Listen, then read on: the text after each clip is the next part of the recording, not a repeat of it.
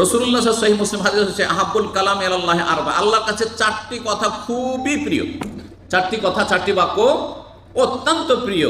কি? সুবহানাল্লাহি আলহামদুলিল্লাহি ওয়া লা ইলাহা ইল্লাল্লাহু আল্লাহু আকবার। এই যে চারটি হয়ে গেল, এই চারটা এখন পর্যন্ত বর্ণনা করলাম। চারটার দলিল একসাথে সংক্ষেপে পেয়ে গেলেন সহিহ মুসলিমের হাদিস। যেটাই আগে বলেন না কেন, বলছে লা ইয়াদুররুকা বিআইয়িহিন্না বাদাতা, যেটা ইচ্ছা আগে সুবহানাল্লাহ বলো, আগে আলহামদুলিল্লাহ বলো, আল্লাহু আকবার বলো, আগে লা ইলাহা ইল্লাল্লাহ বলো, অসুবিধা না আগে পড়ে।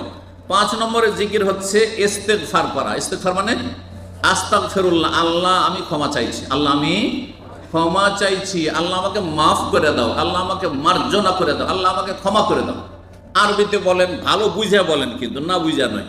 আর না হলে নিজের ভাষায় বুঝে বলে, আল্লাহ তুমি আমাকে মাফ করে দাও, আল্লাহ তুমি আমাকে ক্ষমা করে দাও। এই হচ্ছে ইস্তেগফার। তার সাথে তওবা যদি মিলিয়ে নেন, বলেন আস্তাগফিরুল্লাহ ওয়া আতুবু ইলাইহি, আস্তাগফিরুল্লাহ আল্লাযী লা ইলাহা ইল্লা হুয়াল হাইয়ুল কাইয়্যুম।